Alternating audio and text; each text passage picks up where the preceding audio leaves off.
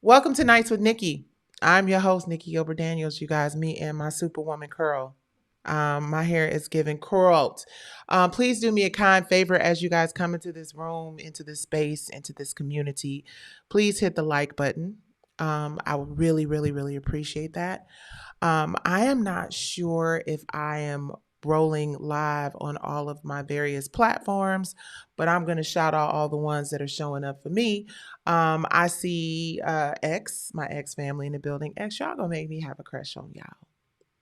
Y'all gonna really make me have a crush on y'all because you guys show up. So thank you guys so much for showing up, X. I would also like to say thank you to Facebook. Looks like we got our Facebook is in the building. Thank you very much, Facebook. I'm sorry, I forgot y'all because y'all couldn't hear. Maybe you guys could hear it before, but this is the Nights with Nicci theme, and it sets the tone for the evening.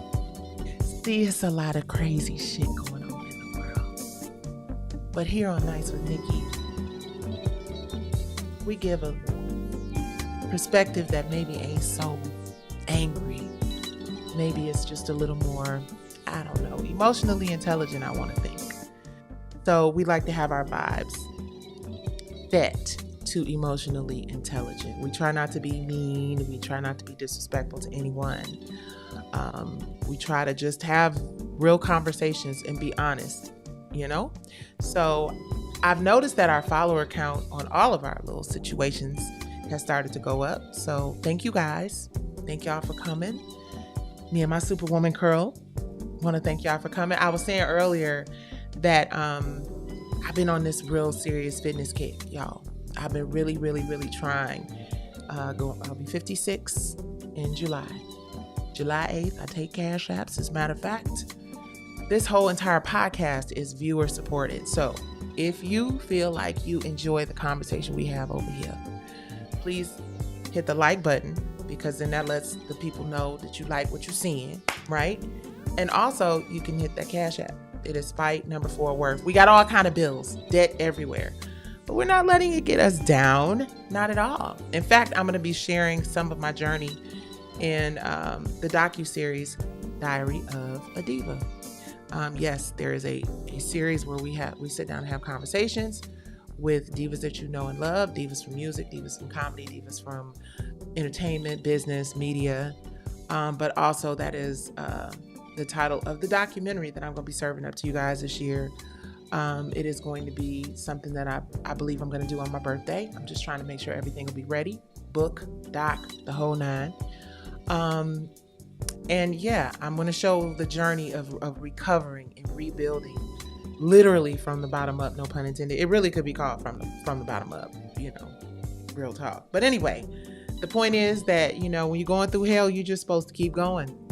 This country appears to be in a little bit of a hellish situation.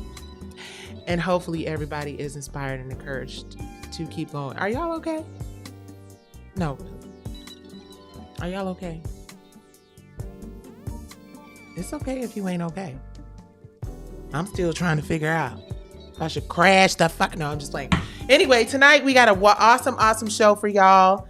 I think the vibes have been established. We'll keep just a little bed going. Matter of fact, we won't keep a bed going. We'll keep it clean because, my husband, who is in charge of the audio situation here, is probably going to be like, look, you can turn that shit off now. Anyway, in charge of the audio situation in the first 5 minutes of the podcast, I was muted. But anyway, welcome to Nights with Nicci, you guys. We are going to talk about all the things that are happening out here in these media and entertainment, social media streets, right? I don't even know, I've been in the entertainment industry for a long time. Please hit like as you guys come in. I would really, really, really appreciate it. Tricking for likes. But I will say this. I sometimes wonder if things have changed so much in the world that the new entertainment, the new media is in fact the new media, right? Social media personalities and influencers are killing the game. Oh, I'm not supposed to say that word. Unaliving the game. Um, and it's crazy because, it doesn't really require talent that much no more. Talent is something that is out the window in a lot of instances. But every now and again, something comes up and it reminds you that talent is still very much, very, very, very much the order of the day. And I'm just going to increase this a little bit. Let me start this thing off with Teyana Taylor. Can we please just give a round of applause for our sister? Not even just one. She gets two. And she gets Teyana Taylor is out here just really unaliving the game. She is such a talented, multi-hyphenate woman. She is stunning. She is fit. She, unproblematic. You know what I mean? She just really, and I remember when y'all remember when y'all first saw Teyana Taylor? I remember when I first saw her. She was, it was my Sweet 16, my Super Sweet 16 or something. There was an MTV thing she was doing. And I was just thinking to myself, this woman is so talented. This young lady, because she was a young lady at the time, of course. And I just thought to myself, wow, she is absolutely stunning and so smart. And she was so funny. And she had a head full of hair and all of the things. I see y'all. I'm sorry. I know y'all was trying to tell me. Okay, real quick. The chat has just popped up. What it do? What it do? Thank you so much, J Rock. I appreciate you for trying to tell me. I know y'all can hear me now. I saw when it came up. Thank you guys. Just nosy. Thank y'all for coming in. Victoria, great to see you. It is so good to see you guys. I really appreciate y'all for showing up.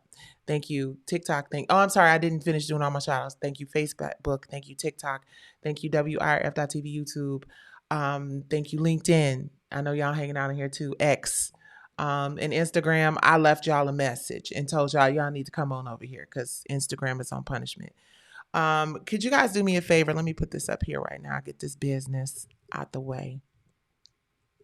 We got a lot to talk about tonight, y'all. We got a lot to talk about tonight because there's so much going on. So please don't forget to like, to share, and to subscribe. And back to Teyana Taylor. So I remember seeing the whole Sweet 16 thing, and I was like, she is just the bomb. And the fact that she raps, she sings, she directs, she writes, she acts, she does staging and choreography and putting people's shows and stuff together. She is just so flipping talented. And I'm always going to have my bragging rights. Y'all don't know. I've been here. Like, I've been in this motherfucking game for a minute. And to see, like, I met Teyana briefly at IKEA in Atlanta, and I remember her telling me, which she'll probably be like, "I bitch, I don't remember saying that," but she told me that she was inspired to cut her hair, and she loved brownstone and all that other stuff. So I'm just really grateful when a young, talented, amazing, flawless, and we know ain't nobody flawless, but as flawless as they about to get, this Teyana Taylor is running with them. It was just really, it made me feel good. It makes you feel good when the younger generation acknowledges you outside of auntie, but when they put a little bit respect on your name and say that you inspired them to do something cool. And she looks fantastic. She is just really winning. The next thing I want to see Teyana Taylor do. Look, here I go. She's a little now auntie. I ain't say all that now, auntie. I ain't say you need to be giving me advice, but Teyana, holla at your girl. Because I would love to see her do more directing and owning and all of that. You know what I mean? Like, I know that her star is just like, and she's young. So she's got a really long, amazing career ahead of her. The fact that she is about to hit that Oscars and all that other stuff. I know that I say all the time that I think we put a little bit too much on the whole Oscar of it all and the whole, but I mean, it is the most prestigious of them all. And if we had to, put it in a category, it is the the top of the heap. It is the top of the food chain. It is as good as it gets. And the fact that this young, talented mom, multi hyphenate woman is just shining in every single space. I've been looking at a lot of these pictures and images from Fashion Week, and just seeing Chris Brown. I just feel like my babies are growing up. And they're like, bitch, we don't know you. But I'm like, but I know y'all though. We've met in some spaces before. And I feel it, Chloe and Hallie, who I did work with and who I did do artist development with when they were younger.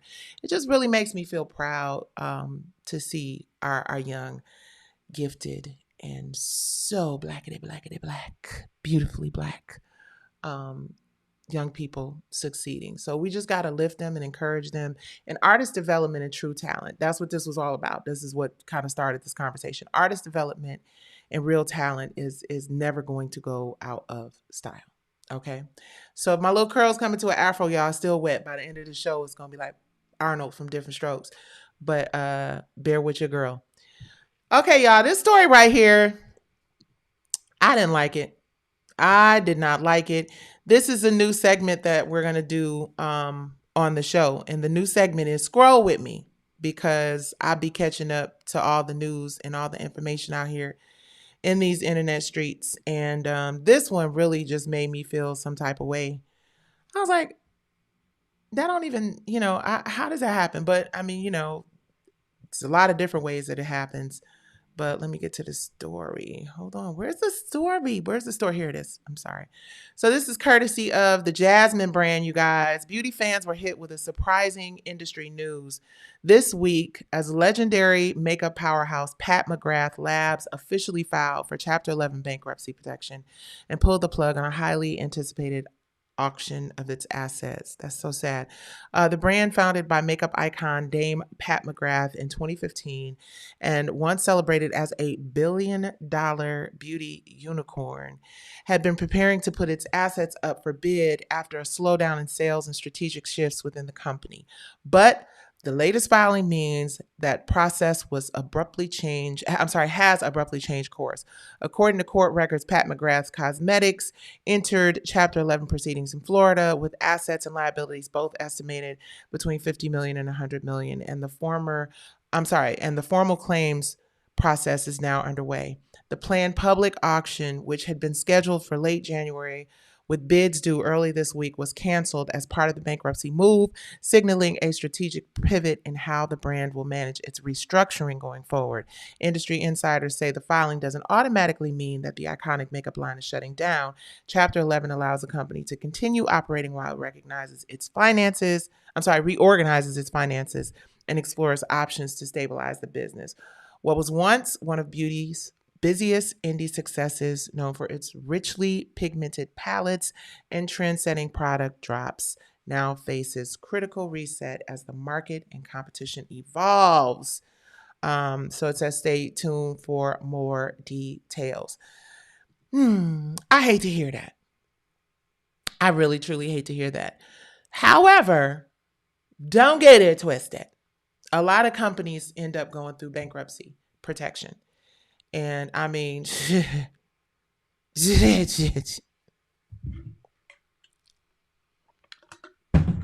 I'm trying. That's why I'm here every night at work. I'm trying to do everything I can, Gina. But baby, listen. I've heard some of the best of them have done it. I've even heard, all kinds of folks have, So anywho, I wish her the very best. I hate to hear. It just always feels like when it comes to Black beauty brands, please hit like, please share the video. Please let the people know you watch it. Tell a friend to tell a friend. Nice with Nicci is back again. Please and thank you. I'm here, checked in, and I was close to 10, y'all. But yeah, I hate to see that so many Black beauty brands. I still don't know the story behind the young Black beauty brand founder who was found unresponsive in her home. I still don't know what happened there, but I just, really truly pray that, whatever it is, a lot of brands it was like this explosion between 2015 and like 2025, whatever, just a lot of black owned hair care products and a lot of black owned brands and stuff.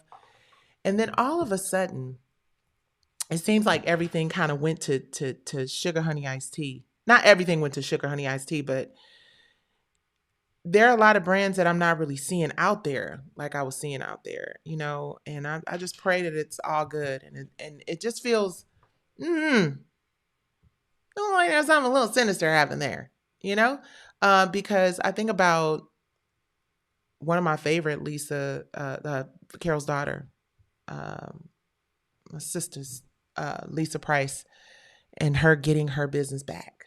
You know what I mean? Which is nothing but God. But then I think about, like all the controversy that surrounded some of these other newer hair care lines and stuff. And I just like, when you, this is a little, we gonna dance around in a little conspiracy space for a while.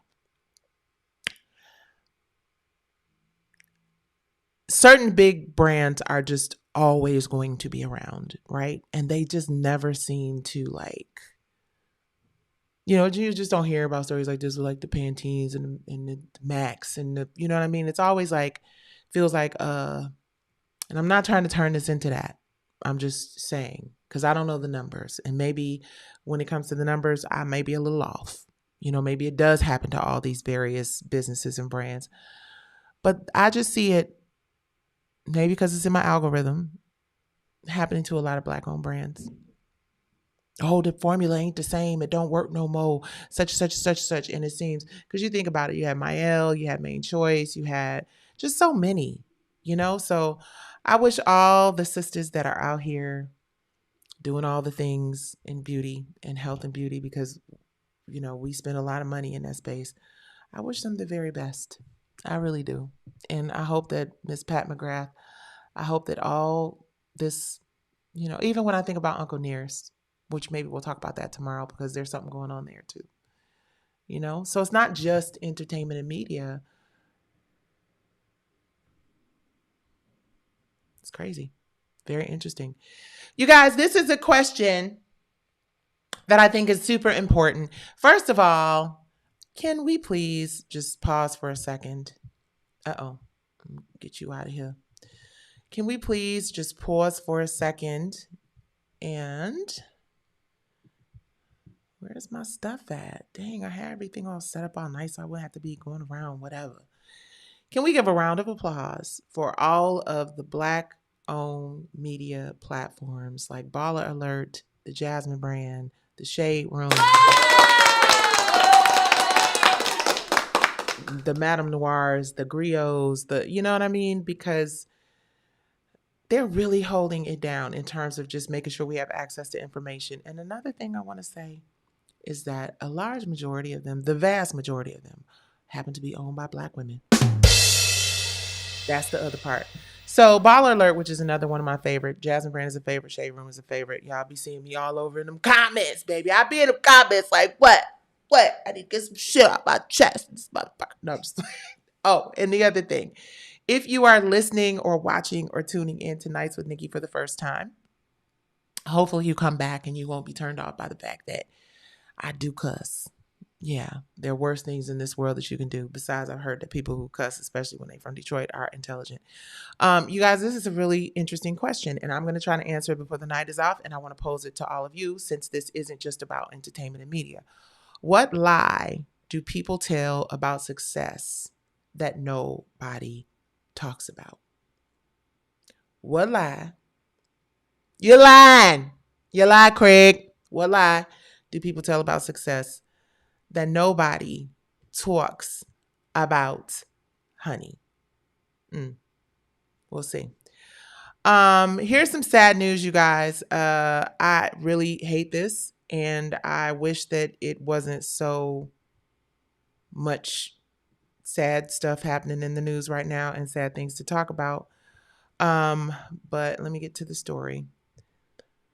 You guys remember the movie Blind Side? Quentin Aaron, who was the star, or is the star, because the movie's still out there, right? He is the star of the movie Blind Side. Was it Sandra Bullock that was in that movie? I think it was Sandra Bullock in that movie as well. But anyway, he's best known for portraying Michael Orr in The Blind Side, which might have been based on a true story. He was rushed to the hospital in Atlanta after falling at his home last week. Deadline reports that the 41-year-old actor collapsed while he was walking up the stairs when his leg suddenly gave out. He had been under medical care there for several days. A GoFundMe campaign has been organized to help with his medical needs, and it states plainly that Quentin is currently being hospitalized and he is on life support due to severe blood infection. Adding to the situation has been a sudden and frightening, I'm sorry, adding that the situation has been sudden, frightening, and overwhelming for his loved ones. The fundraiser notes that emotional and financial challenges his family faces and seeks support as he continues treatment. Some reports say Quentin is stable and able to communicate with others. However, no update has been posted to the GoFundMe at this time. So you guys can probably go over to the Jasmine brand and, check out the GoFundMe page. And, I'm praying for him, Quentin. I'm praying for his family. I mean, you just never know. I've definitely had my share of, you know, family stuff and tragedy and trauma and with all the other stuff that is going on out here, like something like that. And I'm sure, they could use all the help that they can get. So if you feel compelled to support, please support, because hey, it's a really talented actor, and I don't know what other things he has going on or has had going on in his life, but I'm sure his family wouldn't be asking for it if they didn't need it. And he's young and he has a bright future ahead of him. So if you guys feel compelled to give, please do. Child, listen. I've been wanting to talk about this for a long time. I started to talk about it last night, but I said I wasn't going to talk about it last night because there was too much other crazy stuff going on the streets of Minnesota and everywhere else in America. And of course, oh my gosh, okay,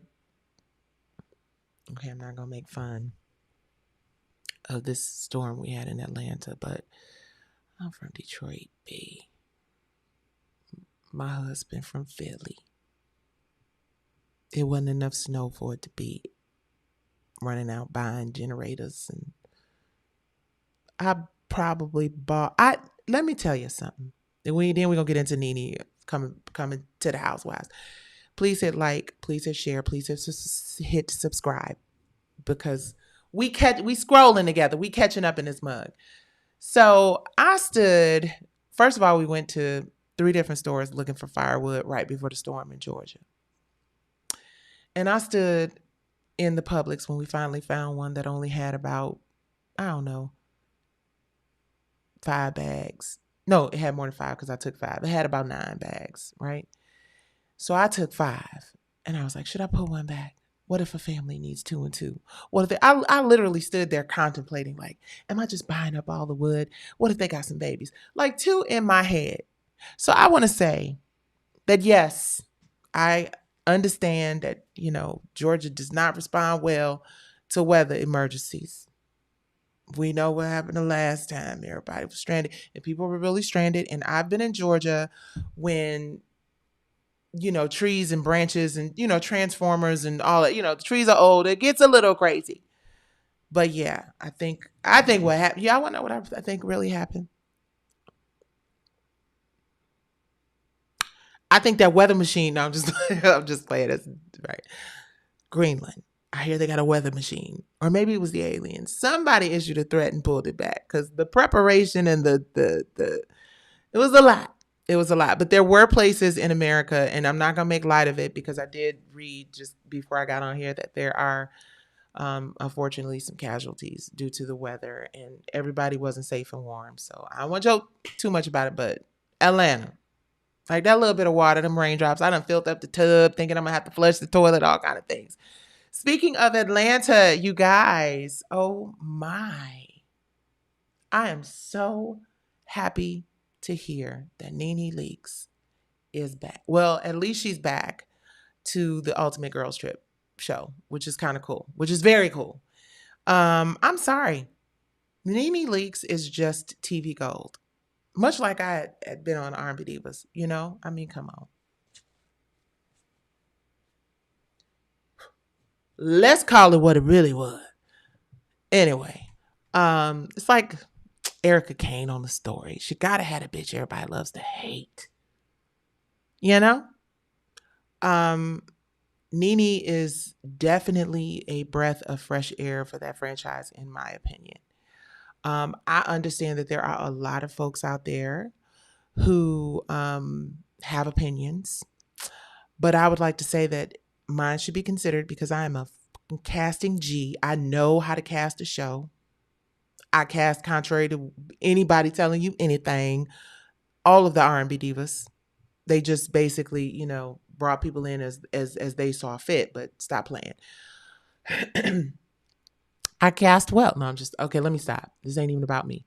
Nene Leakes is TV gold, and I hope that she comes back if she wants to as a series regular, because I think that it would be a really strong statement about dancing with the person that brought you to the party.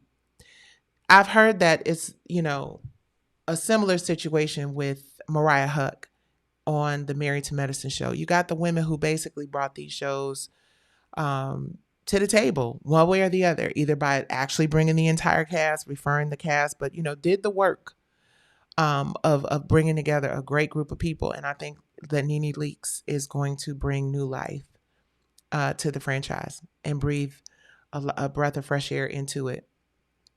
No shade to any of the ladies on the show. I think all of them are beautiful.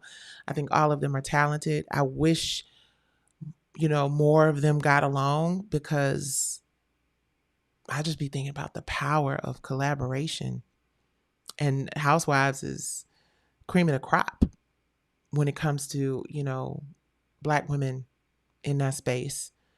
And I mean, not just, I'm saying the Bravo machine, right? Because, I think all of the shows have potential to be in their genre at their networks. It's like, just like what WeTV, the Braxtons ran WeTV, and Mary, they ran WeTV. Bravo, the Housewives of Atlanta, the Housewives of Potomac, TV One, R&B Divas.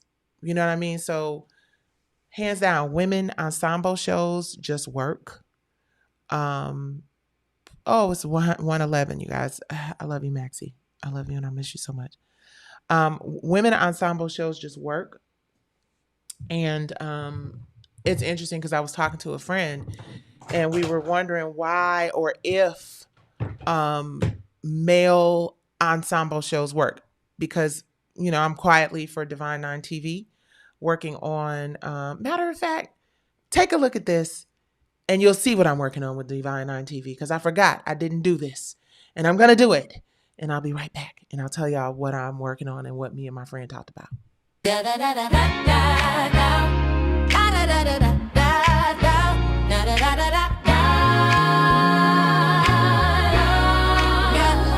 timing is divine, for real talent to shine, real stories to be told. Watch it all unfold. It's time to set the stage for greatness to be made. Time to prove that we can uplift and entertain. Shows that make you laugh and some that make you cry. News and information to help you find out why. Music, food, and fashion fills who you shows with divine inspiration. Honoraries in my HBCU. We got R&B divas, we got R&B kings, R&B live performers in a film called Broken Things. She speaks live, divas and cocktails, the brand new musical drama. It Girls Diary of a Diva is coming back all new. A short film, social conflict, producing curtains too. From the bottom up, Kool-Aid Central, social conflict and D9 News. Yeah, subscribe and you'll see the power of Divine Nine TV. How it helps community rise up and shine. Owned by the culture, led by the divine. Let's rise up and shine on with Divine. TV.com, owned by the culture, led by Divine. I love it. I love that little commercial. We had a conversation briefly last night. Thank you guys for tuning into that. Listen, Linda, we are trying to build something amazing over here. Yeah, I've heard that there are some changes that have been made at certain platforms, namely TICK, which I think I'm live on right now. But I can definitely see that the algorithm, and I think let me just be real about this whole thing, y'all, because I done said a number of times that the OODA, and for those of you who have been following me for a while, know that the OODA, I'm sorry, is the term that I use affectionately to describe the owners of what? The algorithm. And I know that I joke around a lot and I say it's because, I'm speaking truth to power and this and that and the third. But I think the real thing is that I'm always promoting my own platform.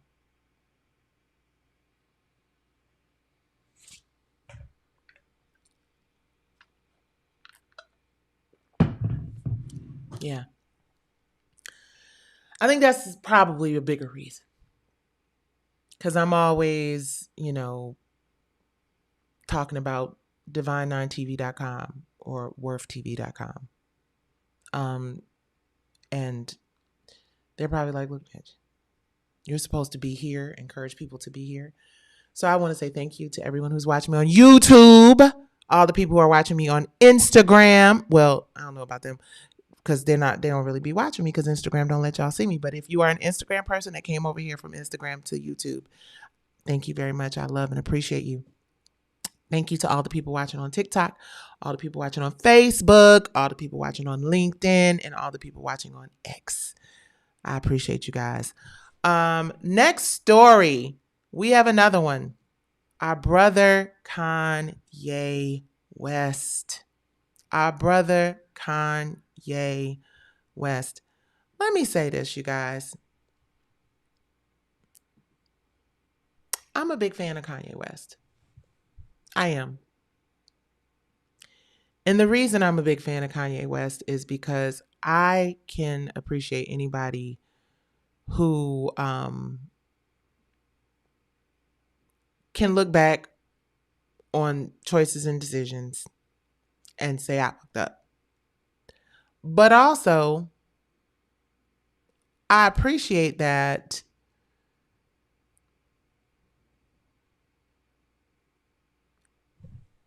he has a certain fearlessness about him, even though I'm sure that we all agree, as I haven't even read this yet because we scrolling together, y'all. I'm reading this with y'all. But I'm assuming that this headline, which says that he takes out a full page Washington, is that a WSJ? Is that a what is that? What newspaper is that? I don't know. Shit. Takes out a full page ad to apologize for his anti, outburst, saying that he lost touch with reality. So let me read this and then I'll share a little bit more about. I just have a soft spot for him. Ye, the artist formerly known as Kanye West, and thank you, Jasmine Brand, for filling us in.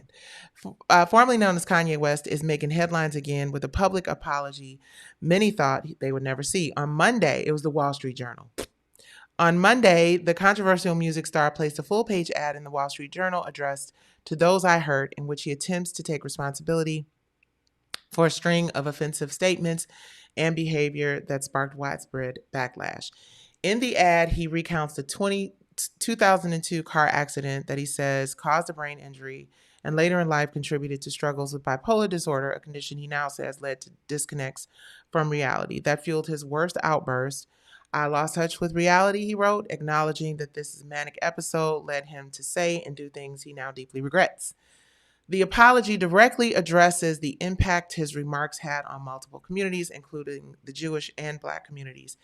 Ye writes, in a fractured state, he gravitated towards the most destructive symbol I could find, the SWASTIKA, and even sold merchandise bearing it, calling his actions deeply mortifying. He also wrote that it just doesn't excuse what I did, though. I'm not a Nazi or an anti-Semite. I love Jewish people. In a separate portion of the letter, he apologized to the Black community, calling it unquestionably the foundation of who I am and saying that he was so sorry to have let you down. While Ye has previously made headlines for controversial statements and social media tirades in recent years, from claims about slavery to praise of extremist figures and imagery, the public apology marks a major shift in his tone and public approach and comes as he works on new music. The ad was apparently funded by Yeezy brand and ran on the back page of ran as the back page of Section A, signaling just how serious Ye is about getting his message out, whether fans or critics accept it or not. His remarks were a heated topic online. So, guys, listen, I'm not even gonna hold you up. When somebody gets to a place where they feel like they have acted out of order and they want to apologize for it, can't do nothing but. Because number one, who are we to judge when someone discovers that they made a mistake and they apologize for it? And it felt sincere to me. Now, sincerity comes and goes depending on what day it is. And that doesn't mean that, at some point, there may be another episode, but he's been kind of out of the public eye from what I can see for a minute. And it feels like someone or some people or God,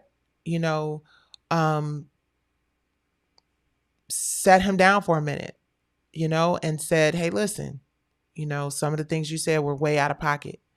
And I'm here for anybody brave enough to apologize in the face of a whole bunch of people either not believing it or throwing it back in your face or whatever. So in a world where there's a lot of crazy stuff happening and there's a lot of hate and a lot of anger, if Kanye West feels like he has people that he needs to apologize to, I'm here for it. And more power to you, Ye. So not only do you get one applause, but we gonna do you too, boo. And we just can't forget he's done some really great things. Kanye West has done some really great things. And shit, seeing what happened with R. Kelly and seeing what happened with Diddy and seeing all the accusations about all the other people, that shit'll straighten up and fly right. Straighten up and stay right. Straighten up and fly right. Hold down, brother, don't you blow your cap. I'm sorry, my mother would be so mad because I'm supposed to know that song. But anyway, bravo. Cheers, cheers, cheers, cheers, cheers, cheers, cheers to Kanye West. While we're on the subject of Kanye West, let's talk about his friend girl. Man, oh man, y'all, I do not know. And I haven't been looking at any of the questions or comments because I'm trying to stay on task. See, when I get into these comments and stuff, you guys, then I jump off task and I just be all over the place and this shit be long-winded. I'm halfway through the show and it's only an hour in. There's less than an hour in. So let me just get this stuff and then we'll be able to go back and talk highlights and, what do you call it? Get to the clips, to the hot clips or whatever. So it's interesting. My husband and I have been having this conversation about Candace Owens. And here's the thing, friends. Okay, first let's get to the piece. This is from Baller Alert. Shout out to Baller Alert, another Black woman-owned business that I enjoy scrolling with. Candace Owens fires back at Charlie Kirk's TPUSA. First of all, the fact that anybody can say even the words Charlie Kirk right now is a lot of progress in the world. And Candace Owens and Charlie Kirk, from what I understand, were friends. Candace is saying that Turning Point has sent her legal letters. Baby, we finna listen, Linda. We're gonna get into the legal letters. We're gonna talk Candace's legal letter. We're gonna talk Christian Keys' new legal letter, and we're gonna talk Tyra Banks, and then we can do Q&A. But Candace Owens says that Turning Point USA sent her a legal letter telling her to stop pushing her public investigation into Charlie Kirk's unaliving. Candace shared the news on her podcast and social media, calling it the first legal letter of 2026 and mocking the warning that in real time. Turning Point USA's cease reportedly came after Owens repeatedly after airing theories about Charlie Kirk's unaliving, including questioning aspects of the official investigation and the organization's handling of the fallout following his September 2025 TPUSA, whatever, blah, blah, blah. In her latest episode, she leaned into the moment with humor and sarcasm. So, you guys, we are about to listen to Candace Owens's response to the people sending her a stop talking about this shit.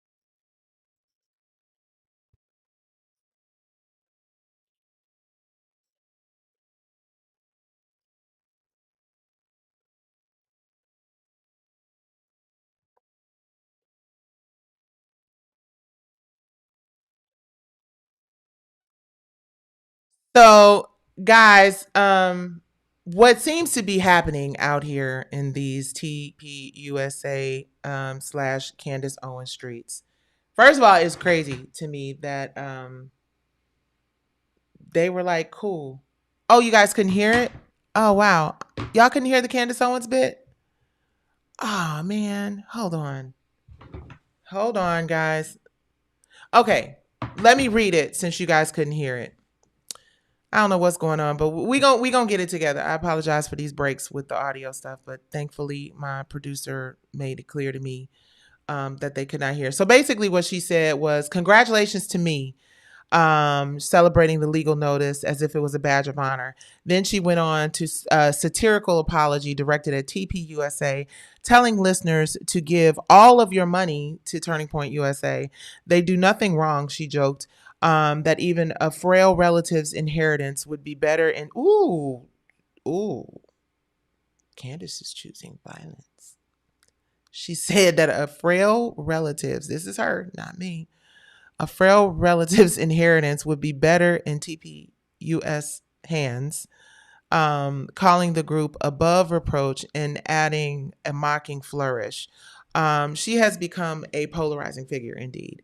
It is really interesting to see that people are sweating, like literally and figuratively, Candace Owens.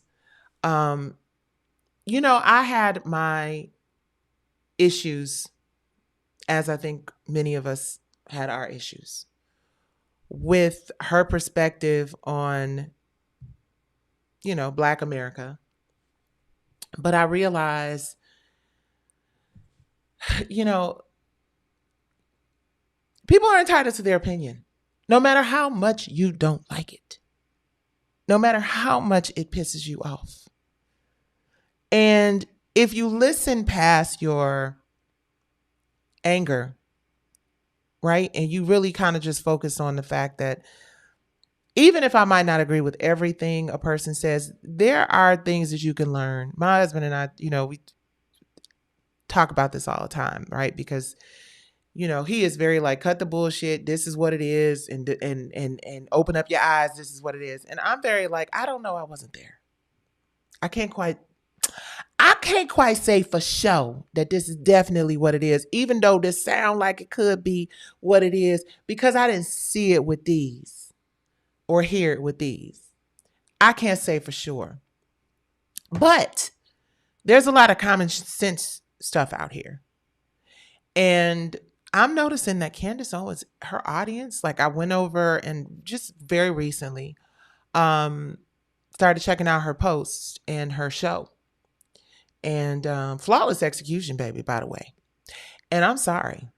I have to say, it gives me a sense of pride to see a Black woman, even though I know her husband is white and I know she doesn't, right? I know plenty of people. My sister's biracial, Brandy's biracial. My sister's half Jewish. I know I'm not getting into all of that generalizing shit. But I see a lot of power. And apparently a lot of other people see a lot of power in Candace Owens. And I guess her and I don't know all of the ins and the outs. I'm going to dig a little deeper because I like to see a woman with power like that. Sorry, not sorry. I like the fact that she has emotionally intelligent, critical thinking, skilled people. I don't know that anything she's saying is true. I don't know that anything she's saying is false. I know that it makes you think, it makes you go, And I know that I see a lot of people, Joe Rogan and Lionel's and Tucker Carlson. Tucker Carlson is another person I'd be listening to sometime. I don't agree with much of what he says. But some of the shit he be saying, I'll be like, well, I mean, where's the lie? Where is the lie? Let me try to find it. And if you find yourself searching for a reason to disagree with somebody or to prove them wrong, and the very first instinct is, well, they may have a little bit of a point there. That's okay. This idea that we have to all think a certain way. If you're a Democrat, you cannot like this person. If you're a Republican, you absolutely cannot like this person. It's crazy because it's like, now granted, I voted for who I voted for, and who I voted for ain't the president. And there are a lot of people out here that I think wish they showed up at the polls, or wish when they got there they made a different choice, one way or the other, on all sides. But what I will always believe is, as an American, I have the right to choose, and I do not have to be pressured into any one decision because of a party. And I was listening to someone talk about Candace Owens, and the fact that, like, it's crazy because people got, well, allegedly, I don't know for sure, but I heard that people got fired and shit when they would mention Charlie Kirk's name, and people got, I mean, like, it was just, how dare you, blasphemy, you know what I mean? It's like, but, and I'm not that invested in the story, just because my interest is in us building and not focusing on so much on what destroyed us in the past, but what tools and resources we have while we still got them to build a better future. But I love to see brave people. I love to see fearless people. I love to see people who just say what the hell they got to say. And I think it's just, really evil. And karma's a bitch. We talked about her last night. Me and my Superwoman curl. We talked about it last night. Karma's a bitch. And your karma is going to be your karma no matter who you are. It is the great equalizer, no matter how much power you have. And what is crazy is I think that these companies are starting to, these major corporations are starting to realize that new media has the ears of younger people. And younger people are the future. And we better start listening. So, yeah, I'm going to go on ahead and say that Candace Owens is out here kicking ass and taking names. And it ain't just me who's saying it. And even if it were, I would still be saying Candace Owens is out here kicking ass and taking names. Speaking of NDAs, now y'all know we got to talk about that right there. Let me pull up my information from the Jasmine brand. Shout out to the Jasmine brand. Shout out to Baller Alert. I said at the beginning of our show, Christian is from Detroit.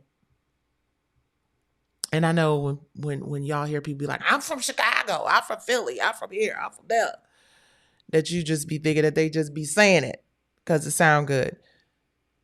Do the math. people from Detroit, something in the water. Because the thing is, like, and I'm not trying to create the Midwest wars, but Chicago more like in your face.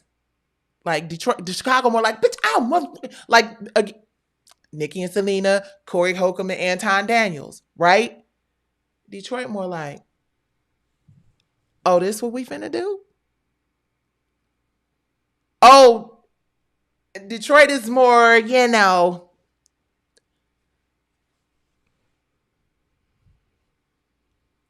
less wolf tickets. You see now, actions speak louder than words. So don't just say things that I've already heard. Don't want your body without your soul. If you want it, you can get it. Okay. Sky. Okay, I'm sorry. All the Queen's Men stars. Let me get into this. All the Queen's Men stars. Sky Black. That's an interesting name to spell Sky. Sky. I mean, I'm sorry, but it is an interesting way. Sky Black fires back at creator Christian Keys with a cease and desist over drug use claims on set. Cy Alvester Black. Oh, that's cool. It's taking legal action against all the Queen's Men creator Christian Keys, alleging that the producer made damaging public claims about him. The dispute centers on statements Keys made online suggesting that Black was under the influence while working on BET's series. According to TMZ, Black has retained attorney Marty Singer's firm. Who's Marty Singer? Does anybody know? He must be a big boy. Oh, he worked with Tyler, so yeah, he probably a big boy. Calling the demand first and last chance to avoid litigation. The letter argues that Keys' remarks amount to textbook defamation. In a video discussing future spinoffs and prequels tied to the show, Keys said, "You don't get to show up inebriated and brag about it, so yeah." Alvester Black won't be back. Sky won't be back. He will be written out for that and other reasons. He also stated, "You don't laugh in my face about how high you are on my show." So he'll be written out. Black disputes the narrative, maintaining that he wasn't fired, that the show was canceled. His legal team is demanding a retraction, an apology, and removal of statements. What are your thoughts on the fallout?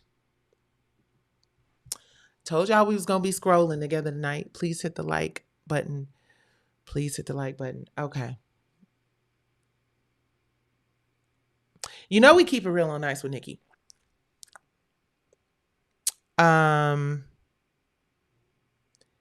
I see this comment. I don't like Candace, but don't stop Candace. I know that's right.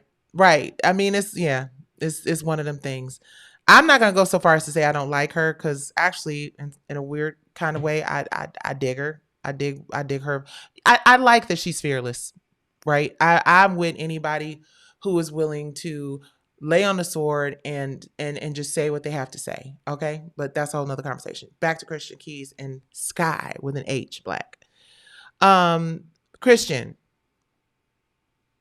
I love Christian Keys. I actually directed Christian in a show called Sweet Potato Pie. Christian Keys, Boris Kojo,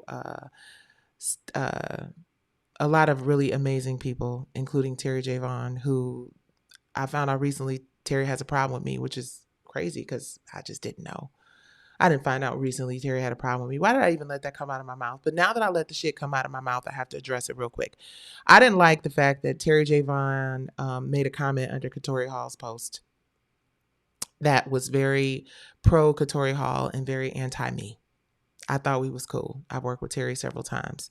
And it's interesting because a picture of me and Terry just popped up yesterday on the Flying Famous. Shout out to Flying Famous Black Girls. I love that you guys keep the old school pictures coming, but that picture came and it triggered a little something. Just because, yeah, I was surprised to hear that. But anyway, we're not here to talk about me and Terry J. Vaughn. Maybe we will another day. I just don't appreciate what she said under the post, and I did see it. But, Tisha from Brownstone has some shit to say up under the post too. Oh my God, did I really say that? Hold on, let me be quiet. And so did Kelly Price. Oh God. Oh yeah.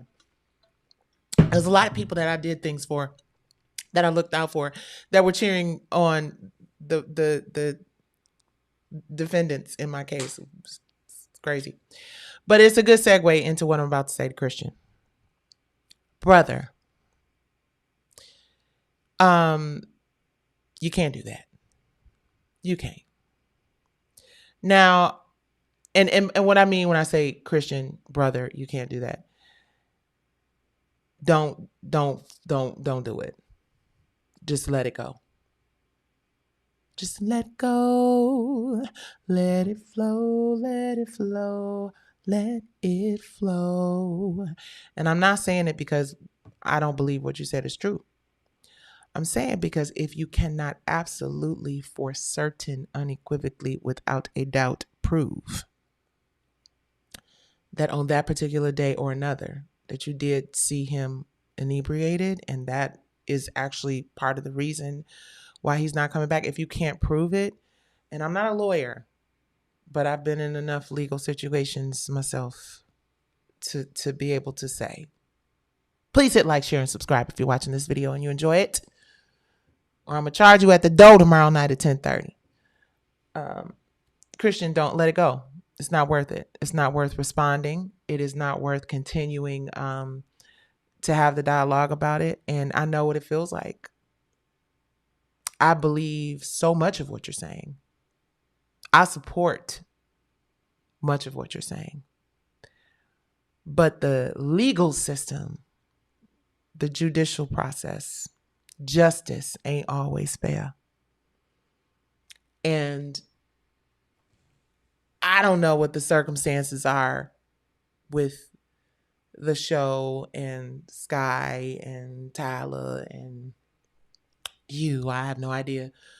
But as a creator who has had multiple things taken from me, as someone who has had to watch people that I have put on and I've worked with and I put money in their pocket turn it back on me, it's just not worth you risking everything that it would be required for you to go to court, especially when chances are if two people that you're having an issue with are friends and one of them got enough money to take this thing all the way for an extended period of time, I would just let it go.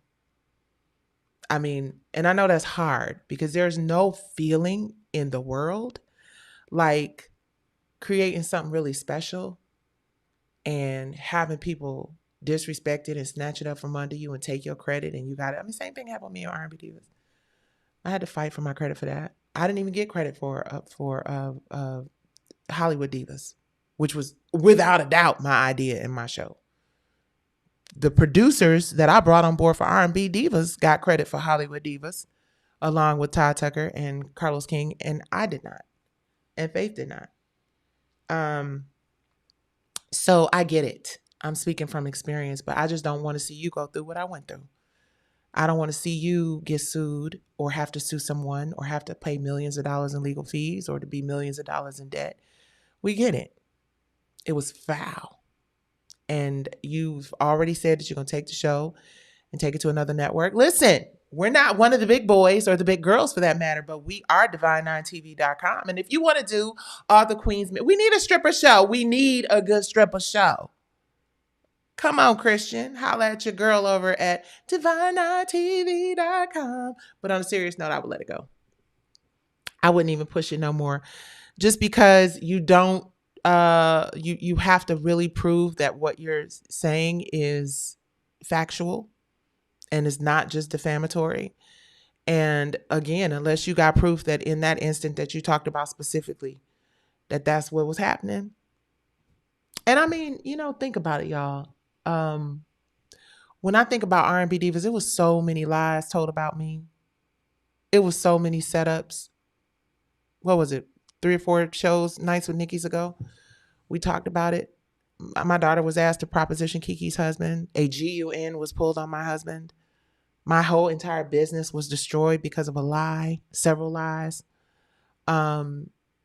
It just happens, guys. And that is part of the reason I say you've got to build your own community. The time and the money and the energy that you spend going after someone because or protecting yourself from them going after you because of something that could be avoided by you simply just letting it go, which is why in the whole time, even though there may have been allegedly a moment when I was accused of saying some disrespectful sugar honey iced tea about Miss Hall, but I didn't, because it wasn't like personal. It was personal, but I didn't feel like, attacking her as a, in that way. And I'm not saying that's what Christian did either. I'm just saying stay away from like the personal attacks that you cannot prove. When I say certain stuff about R&B divas, I can prove it either from emails, from tapes, or from conversations that Angie sent me or someone else who I'm not going to put out there because they still here. And yeah, but yeah, I could prove a lot of shit that people did that some people could be in a lot of trouble about. Two things in particular that you did as it relates to me. But sometimes for your peace of mind and to be able to invest your time and your energy into what is next for you and your family and not let that shit weigh you down. As long as somebody's not attacking you and your livelihood, let it go. Now, see, I'm a different person when my family's livelihood or like I'm, especially now at this big age, I am relentless in my theory and my approach to don't fuck with me and I won't fuck with you. But if you fuck with me, we just gonna both go tumbling down the hill together. And I think if more of us had that perspective, fewer of us would be in these situations. So my dear brother Christian, you are smart, you are gifted, you are talented, you are handsome, you are cool as fuck. And you from Detroit, Flint, whatever. Let it go. It ain't worth it. And those of us who know. That's it. Tyra. Oh, wait. Before we go into Tyra Banks, where are we at? Before we go into the Tyra Banks story, I want to share this. All right. I talked about this last night, you guys, briefly. And I want to talk about it again tonight because it kind of goes into what I was talking to Christian about. Talking about as it relates to Christian and anybody else. So as artists, musicians, creatives, anybody who streams, right? The reason this graphic is so graphic and in your face is because I want people to realize when I talk to you guys about divine9tv.com, when I talk to you about our own streaming platforms, the numbers absolutely do not lie. People do and people will, but the numbers don't. And I just want to remind all of my creatives out here who are building content, building platforms, it takes about 1,250,000 streams for any artist or creative to make $5,000 a month. So that means every month, and after 12 months, what's that? 13, 14 million streams a year, 15 million streams a year, more than that. The average independent artist can't really do that, no matter how hard you try, unless you are really lucky, right? And I don't think that it's realistic to think that you can stream a record 1.2.5 million times or a 1.250. But this is where the other side of this graphic, the direct to fan, right? Which is or direct to consumer or direct to partner or direct to community, right? Imagine 1.5 million people signing up or 1,250,000 people signing up at just $5 a person. That's $5 million a month. That math is real. Now, those numbers may not be attainable right out the bag, but just think about it. You only have to have 500 people buying your music, streaming your movie, If it's a record, if it's a new movie you put out, a new show, whatever it is, imagine if you can get an audience to be willing to invest $5 a month. That is $1.25 a week, $1.25 a week. If you can't get 500, and I understand, listen, it's more than a notion, which is why we're building Divine Nine TV. So I just want you guys to kind of be clear what this means and what this is, because as we start to see changes happening, not just, in every platform going to verticals now. Disney just announced that they're going to verticals and short form content, right? Everything is streaming. No, there is no like, hey, CNN comes on at 8 o'clock tonight. I mean, in some places, yes, but it's just not, linear television is not what it used to be. And people are not watching it the way that they used to. And you just have to meet your audience where they are. And that is the reason why I push so much for us to have this kind of independence. That is also the reason why I probably get shadow banned on a lot of platforms. And it's a shame, because what I would suggest to these larger corporations is that partnership is key. Partnership is everything. And in order to keep the creative economy thriving so that you don't have to rely fully on AI, because listen, and I said this last night too, I am absolutely, our launch for Divine Nine TV is March 23rd, as I've explained several times before. Please hit like, share, and subscribe, you guys.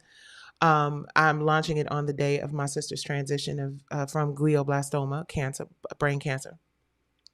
And of course, it is also the anniversary month of Angie Stone's passing, Women's History Month. So I just thought it was perfect to do this thing in March. Some of our content will include AI generated visuals, right? But there will always be a human element to it. I mentioned last night that one of the projects that we have coming is the Detroit Housewives League, which is an amazing story about a group of women in Detroit who led the first and super effective economic protest in the state of Michigan. And then it went on to Cleveland and a bunch of other cities. And to get the look and the feel of 1930s Detroit, to get that energy, to get those vibes, we are using AI generated stuff. Because listen, we don't have the budget to go get 1930s cars and 1930s houses and 1930s wardrobe and 1930s. And we want the women from the Detroit Housewives League, which was led by Fannie Peck, who had a credit union, all kinds of stuff, y'all. It's such a powerful story. We want them to look as close to the originals as possible. But I do have on my wish list, Regina King directing the movie based on this documentary film that I'm directing. And that'll be released in March as well. So AI is definitely has its place, but not without the human element. And I just hope that more of these companies that are making so much money off of our content, our stories, our likenesses and shit, start making partnerships with really talented creatives. Because unfortunately, it don't look like those of us who have been to the mountaintop and who got all these big studios and whatnot, it doesn't seem like we're going to be taught how to fish by them. Okay, so speaking of ownership, you guys, I talk about ownership all the time.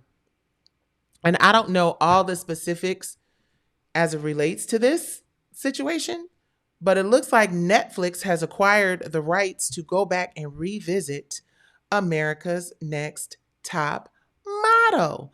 So I'm like, ooh wee, Tyra. Hold on, let me do it here, because the last time I tried to play something, it did not work.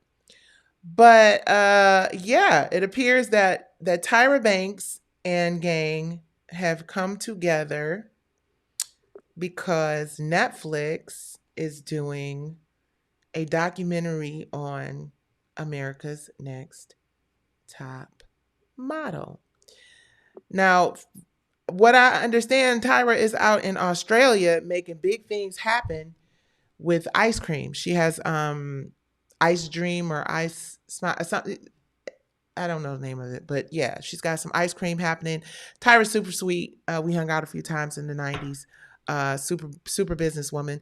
But she's finally addressing the backlash surrounding her hit competition series, America's Next Top Models.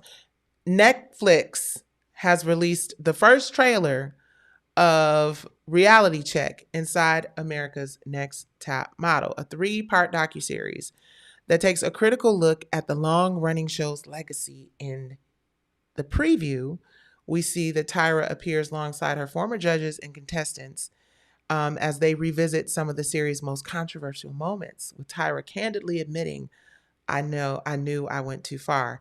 In recent years, Tyra and fellow judges, including Jay Manuel, Nigel Barker, and Miss J. Alexander, have faced renewed criticism over what was allowed on America's Next Top Model. Former contestants have also spoken out with some continuing to hold Tyra accountable for the experiences during filming. Viewers get to hear Tyra's side of the story when Reality Check premieres February 16th. I will definitely be watching, but here's a little trailer, y'all. I haven't really said much, but now it's time. Ooh. I don't know if I can play that music. Next Top Model. We were showing the behind the scenes. We were all rooting for you. The scenes of what the fashion world was. I wanted to fight against the fashion industry. It's loud. The only reason Can y'all hear that? it was open to me was because of Tyra. We had an audience of over 100 million people. I felt like I Scenes of what the fashion world was. body shaming. You're not thin enough. You're not thin enough. We are actually going to switch your ethnicities. Ooh, baby girl, baby girl. Things get crazier and crazier. Going to get a medical procedure as part of a makeover. Okay, y'all. So I see y'all's comments about speaking on the Terry J. Vaughn situation. Pam, hi Pam. I see you. Okay, so I know that was a little crazy and loud and not so clear. So Tyra Banks has been catching flack from the girls on America's Next Top Model for a while now. And, as somebody who did a reality TV series, and I know that the shenanigans and skullduggery is on 10,000, I can't really say that the women are not telling the truth. I mean, I'm excited to see this. Netflix, holla at your girl. Holla at your girl, because that R&B Divas franchise. Would you guys like to see the R&B Divas behind the scenes and all of the drama and the shit that I done already told y'all on YouTube for free $99? Would y'all like to see that on Netflix? That would be interesting. But yeah, I think it's cool that the Netflix is revisiting that. I think a lot of reality shows, it would be interesting to see, what happened behind the scenes. They give you these like airtight non-disclosure agreements. I don't think we ever gonna see it on the Housewives. I'm sorry. I just feel like, I don't know. The question is, will we ever see the Housewives behind the scenes? Oh no. I don't think we're gonna ever see it. But I do appreciate the America's Next Top Model moment, and I will be tuning in. And me and my Superwoman curls. Tyra, I don't know how much power she had. I don't know. I don't know if Tyra was calling the shots and Tyra was the end all be all and the buck stopped with Tyra, or if the people were, so Tyra, why don't you go in there and say? Either way, if it came out your mouth and if you ask somebody to do something inappropriate, then you have to take accountability for it. And just like I said with Yeezy, apologies mean everything. And if she's saying that she knows that she took it too far, we got to give a woman grace. You know what I mean? And, a lot of people sit in this comfortable space of being the shit starters that work behind the cameras and not like the folks in front of the cameras that got to take the heat. Like, Tyra, like me, being a creator of a show and on the show, a creator, it's very difficult to be a show creator. And I think, Tamar created Braxton Family Values or EP. Maybe all of them did. I think maybe all of them did. I don't want to, discredit any of the other sisters. But it's hard when you are an executive producer creator. Look at Mariah Huck. Shit, Nene Leakes should have been. along with Princess, because Nene and Princess are the reason the Housewives of Atlanta is what Housewives of Atlanta is. And, being a Black woman in a position of leadership, or in my case, what I thought was leadership, but just turned out to be, some bullshit. Yeah, it's difficult. It is difficult. And I wouldn't really recommend, um, unless the show was like just a show about you, but a show where you are hiring other people, or I'm sorry, even if you're not hiring other people, a show where you're in an ensemble cast, and the producers can always like get your friends or who's supposed to be your friends to stab your ass in the back. I wouldn't do it. I just wouldn't do it. So I'm excited to see what happens with Tyra. I'm excited to hear everybody's truth. I think we're in a space where being honest and truthful is a thing. All right, let me get into some Q&A. Let's get into some nights with Nicci, a Q&A, where those all are conversations. Yes, we did Christian Keys. Yes, we did Kanye. Yes, we did Teyana Taylor. Yes, we did Pat McGrath. Yes, we did. The baller alert question. Let's go back real quick to the baller alert question. What lie? Let's see if you guys, anybody answered that. What lie do people tell about success? Okay, let's see. Let me see. I don't have a lot of questions in here. Where's that? I love Kanye and all of his insanity. I pray for his victory and healing. Yes. Thank you for telling me, Wall Street Journal. Seabree says, I like Christian, but I have concerns about him saying something, but nothing. I'm sorry, but nothing, because he got what he wanted. Okay. Pam, credible. I see you. Yeah. Wasn't that some shit? Okay. So basically, because I opened up this can of worms, I might as well go on ahead and just let me respond to the question first. What lie do people tell about success that nobody talks about? I would say the lie that people tell about success that nobody talks I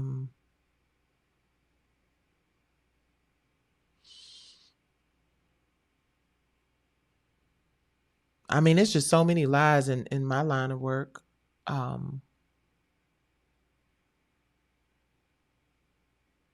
You know what?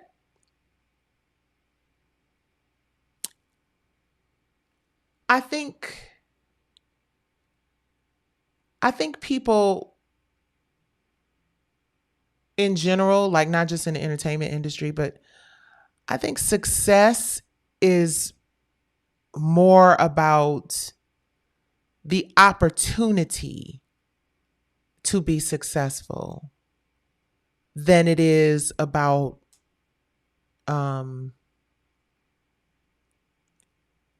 all the work that you did to become successful. Because, and let me try to explain what I'm saying here, because I don't even know if I said that right. So I feel like a lot of times, like, people will give you a self-help book, or this is the road that I took, or these are the steps that I took to become like the greatest man alive, right? And this is a great example. I talked about Mr. David Stewart yesterday, who is the wealthiest Black man in America, has a net worth of like $12 billion or something. And like the company has a net worth of like 30 billion. It's an IT company. And he talks about how he basically started this company with no money. He had created this formula, and I'm paraphrasing, and please read up on the story. But what he was saying was that he created this formula for a successful accounting software, I want to say. And he met someone, and they had a business, and he convinced them to sell him the business. I'm paraphrasing. I might have some of this wrong. This is what I remember. I'm about to be 56. So y'all bear with me. But he had convinced the person to sell him the business for no money. So because he owned the business, he was able to go to a small town bank in his community and get a loan for the business through the equity in the business, pay the guy off, and then eventually this business became a $14 or 30 something billion dollar in asset business. So what I mean when I say not to say that this man lied, I'm not saying that, but I'm saying when most people tell their stories, he told the truth, right? Because he was just like, right place, right time, opportunity, meeting preparation, and me knowing how to say what I needed to say to get it done. And a lot of times I think that is what success is. I think success is opportunity, meeting preparation, and you being in the right place at the right. I mean, because at the end of the day, when we got our deal with Michael Jackson, I could go back and be like, I worked hard and I struggled and I was homeless and I got evicted and I created a group. But the fact is, I did all those things. But the thing that led to the success was me just randomly being stranded in the desert, me going to this audition to meet with this lady because I was stranded in the desert. They wanted to make the shit up to me. And then me seeing these ladies who happened to be there, not on their lunch break, not away, as we were walking out the door and being ushered away by one of their employees, and them being the owners of the company and us singing a song that we wrote, right? So you could frame that as persistence and seeing the opportunity and seizing the day and carpe diem, or you could just be like, bitch, you was lucky that them people was there at the time. So I think the one lie that people tell, and maybe it's not a lie, maybe it's not a conscious lie, but I think we put 5 on 10 or 10 on 5 when we talk about just all the things. Because yeah, I think a lot of people bust their ass. And some people are just never lucky enough to be in the right place at the right time to acquire it. What you do to maintain it, what you learn along the way, all of that is skill-based.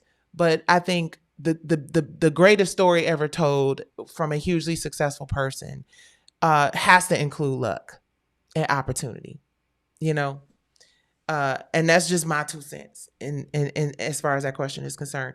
Now, let me talk about this thing that I brought up. Where are we? Me and my superwoman curl. Every time I look and see it, I like da, da, da, da, da, da. We are an hour and 30 minutes almost. Okay, so we're not into the 2-hour territory yet. Just talking so much, my throat dry.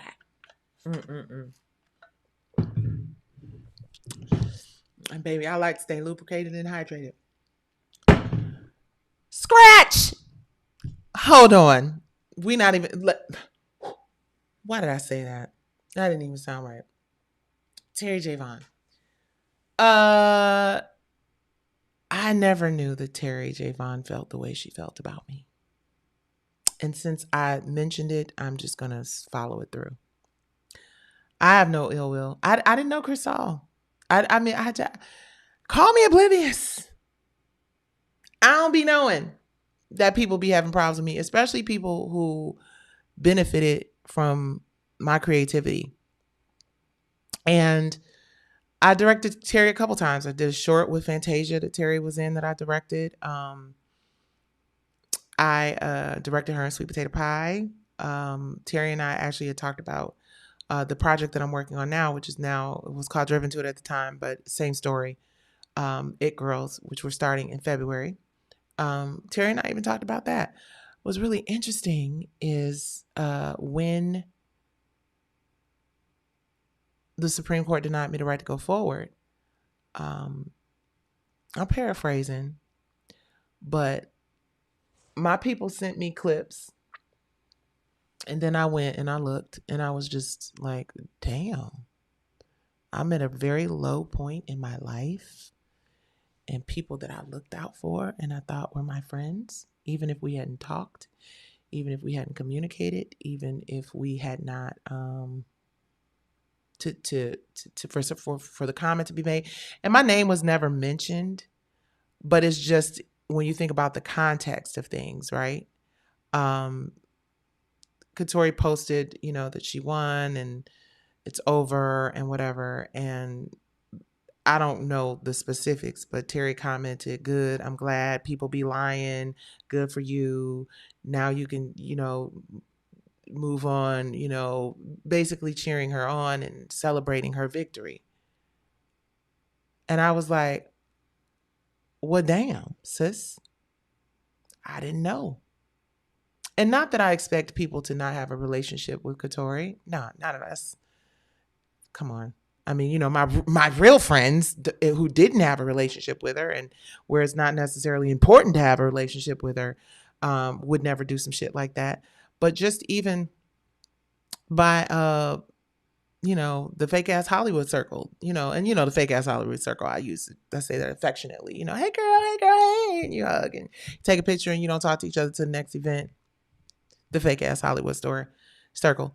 But I would have considered, even when Terry opened the green room, and then Terry and Angie were really cool, and me and Angie were cool. So I just expected more. Like I just didn't think or expect for someone who knew me, someone I've worked with. Like I said, somebody literally just sent me a picture of us yesterday, in the Fly Famous Black Girls stuff. So I was really taken aback. And then I went down the rabbit hole and I saw Tisha from Brownstone had made a comment under Katori's post as well. I'm like, damn, you are my sister. Like, we go back all the years. I know. I mean, well, damn. So that shocked me. And then I saw Kelly Price cheered her on before I lost, but nonetheless. So that, all of those are women who I put money in their pocket a few times, either because of shows I created, shows I directed. I never did anything disrespectful. I mean, yeah, I guess Kelly was still pissed at me that I was actually concerned that she was missing. So I guess to get back, her thing was, hey, I didn't call your daughter. I didn't call your sister. I didn't reach out to your family. Quite honestly, I did everything in my power to avoid it, because I just didn't want none of the drama. But because I loved you and you are my sister in song and in music, when your family, your immediate family called me, I don't know the dynamics of your relationship. I don't know who's not telling the truth or who's doing this or who's doing that. I don't care. It's not my business. When somebody calls me and says, hey, listen, my mom is missing. I don't know where she is. Can you help me? What the fuck I'm gonna do? Be like, no, help yourself. Call your mom and ask her if I can go help you find her. And then I'm texting you and I'm calling you and you're not responding. I'm like, oh no, all hands on deck. My friend missing. And then I get met with, bitch, mind your business. Huh? Yeah. So it be real out here in these fake ass streets, in these opportunity control and loyalty ass relationships in Hollywood. Yeah, that would be me. Bust my ass on my job and I'm getting older and thinking about my life. Yeah, exactly. It's just, it is what it is. Miss Nicci, is there any way as an Americanized African American indigenous Black people are just too easily distracted? I'm sorry.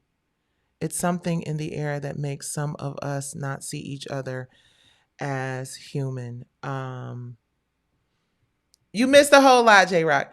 Yeah, I do think that we have been exposed. We've had prolonged exposure to trauma from a lot of years. I know for me, it started in 2015 when Maxie passed away, and it just seemed like every single solitary year following that, it has just been like, oh, Jesus, But I'm grateful that God has given me a spirit of resilience and a commitment to mental, physical, and spiritual health and wellness that is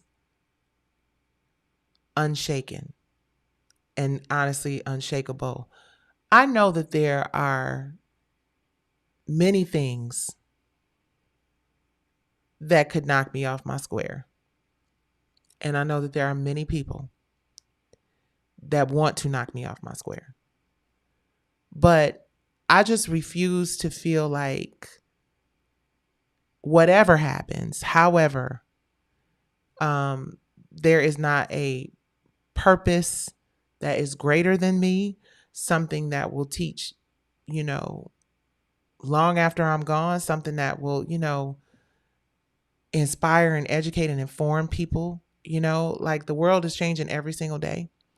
And a lot of the things that I used to really be adamant about pushing for and fighting for and shit, I'm like, well, that's just obsolete now. So it doesn't even really matter. But I still think the stories are important. I still think the history of things and the real facts are important, which is why I spend so much time sharing them. I don't share this because I want sympathy, because sympathy is like angry money. It just serves no purpose. Um, um, but I do want the truth to be in the space. I do want people to know that you have been fooled for many years by programming and agitated propaganda. And the people who want the best for our community and the people who want to see us succeed the most, a lot of times are the people who get destroyed in the media. A lot of times they're the people who get, demonized and vilified. And I don't give a flying frog leg, because I don't care that much about none of these motherfuckers out here to really allow people's opinions of me to penetrate me that deep. I used to. I used to really think that it was important to be likable. Now I'm starting to understand it's kind of a badge of honor for motherfuckers to not really fuck with you because they know they can't fuck with you. I don't care about everybody liking me. I would probably be a lot more popular and successful if I did care more. I don't. I'm going to say what I have to say. I don't wish anybody any ill will. I have no negative or bad intentions about anything. And I am going to fight tooth and nail till the very end for the shit that I believe in and need to protect. But I'm not going to mess with nobody, and I'm not going to start nothing. But I'm definitely not going to back down when it comes to me being backed into a corner. It's happened too many times. And I'm not here for it. I want to build platforms and opportunities for us to grow and build generational wealth and wellness. And I don't care what anybody tells you. I don't care how many followers a person has on these social media apps. I don't care how many likes a person gets. I don't care. I've started turning my likes and shit off because it's just like, first of all, it's effort. Have you noticed that it's effort to actually like comment and like, not here, like we be commenting and having our conversations and asking our questions, and I love it and I appreciate y'all for it, and please keep the comments and the questions coming. But like on Instagram and stuff, if somebody like post an outfit or post or whatever, you just kind of emoji it out, and then you kind of tired of the emojis, and so comments are kind of getting played anyway. Real human interaction and dialogue and ability to share story is way more important than like the short form clicks. I know that social media is a young space, and I know that people's attention spans are young and undeveloped. But I come from the old school where we spent time seasoning shit, and that let it cook, it means something. Just a little nosy. Nicci, I have to ask, when was the last apology that you received that you were due, or even a thank you for all you've done for others? Because it seems like people conveniently forget.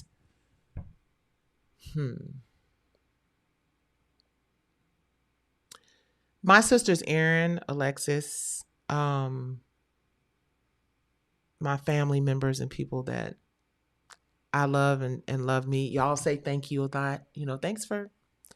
But in terms of people that I've put on or provided opportunities for, you know what, Claudette Ortiz and Sparkle. Recently, I'm working on some cool stuff, but Claudette Ortiz said thank you to me in a conversation that we had.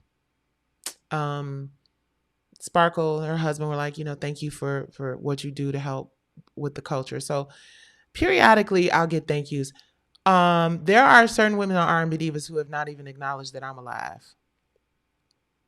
Not even I'm sorry about your sister. I'm sorry about Maxie. I'm sorry about this. So I've just grown to not really expect it, because I do understand that opportunity controlled their loyalty a lot of times. Angie Stone was probably the last time somebody connected to the R&B Divas franchise. Kiki, always. Angie, Kiki, Faith is always going to be, thank you. Thank you for looking out for what you did. I heard that even Latasha Scott not too long ago had some positive things to say. But it's not something that I hear often. It's not even really anything that I need to hear. I mean, of course, it would be nice for somebody to be like, thanks. Because, you looked out for me at a time when wasn't nobody really thinking about my ass. And, I appreciate it. And I'm grateful. And I thank you. I think that they'll thank Think Factory. I think they'll thank Phil. I mean, they still all hang out with them. And not all hang out with them, but many of them still, gather in those spaces. But yeah, I don't get those apologies, and not even that I need an apology, because an apology is not it really. Like, what do you really do with that? Especially unless it's super sincere. Like, I saw what I did there, or looking back, maybe that was a little whack. No. And the beautiful thing is, at 55, about to be 56, I don't need it. I don't need it. But, I don't need pizza either, but that shit be tasting good sometimes. I love my people, but I've never been hurt the way our people have hurt. Yeah. Yeah, it's interesting. We always talk about what people do to us, right? We talk about the R word. Well, the R word could have been the other word. Ism, the R word, ace-ism. We talk about how they treat us and what they've done and how terrible shit is, but it's very rare that Black folks will take responsibility and accountability for how we treat each other. It's real interesting. A really good friend of mine used to say all the time, you have to teach people how to treat you. And for our community to have such high demands as it relates to what we expect from others and what we ain't finna go for and whatnot, we have a really shit, piss poor way of showing it to one another. We talk about each other worse than anybody. We put each other's business and shit in the street more than anybody. We bang, bang, whoop, whoop, wop-de wop. It really is. And I don't care what anybody says about, no, this isn't about what we do. This is about what they do to us. Bullshit. We got some work to do too. While we are pointing the finger at all of the conservatives and the theses and the that's, it's plenty of shit. It's like your house dirty as hell, junky as hell, and you go somewhere to an Airbnb or somewhere else and you just be complaining about how dirty that shit is. Now, yeah, you spending your money and you're like, I don't want to be in my dirty house. I don't want to be in your dirty house either. But the point is, like, don't be the pot calling the kettle black. You know what I mean? Like, we have a lot of work that we need to do collectively as a community, i.e., I have to ask. We all saw that comedian got punched in her face by Corey.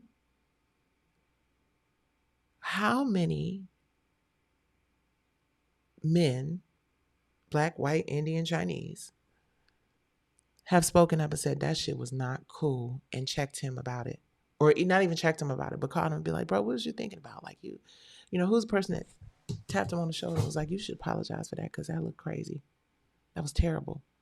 Ain't nobody gonna do that shit because people are afraid, don't care, preoccupied with trying to get they vapor of fame and they money that got wings and they popularity that's an accident. When will Brownstone ever come to Memphis? My mom is in heaven now and she loved you. Oh, happy heavenly everything, mama. Thank you. I don't know, but the minute Memphis invites us, we will surely show up. When you get a chance, check out Will Smith's latest interview with Jimmy Fallon and the advice Denzel Washington gave him about your 50s. I will. Thank you for sharing that. Just a little nosy. I appreciate you. I see over across all platforms, it's been going in and out. Damn. Hi, X. It's 140 of y'all over there watching me tonight, and that's just a really nice thing to see. I appreciate it. Thank you, LinkedIn. Thank you, Facebook. Thank you, X. Thank you, Worth TV. I am showing up like Funky Geneva and all the rest of the YouTubers out here to say, I came to work tonight. And I'm not going to let this land on 2 hours. So I'm going to go on ahead and let y'all get some rest and whatnot. But I just want to encourage all of our people to just do as much to be as peaceful mentally, physically, spiritually, emotionally as you can be. Because from what I understand, y'all, this is about to be a ride for the next few years. And these people do not, in the words of my former boss and the man who changed my life forever, Michael Jackson, they don't give a damn about us. So we have to care more about each other. And that's that. I don't know who we talking about tomorrow night, but I know we're going to be talking about somebody on that Tuesday night. I'm Nicci Gilbert Daniels, and you guys have been watching Nights with Nicci. Let me say, X, y'all showed up tonight. X, y'all showed up tonight.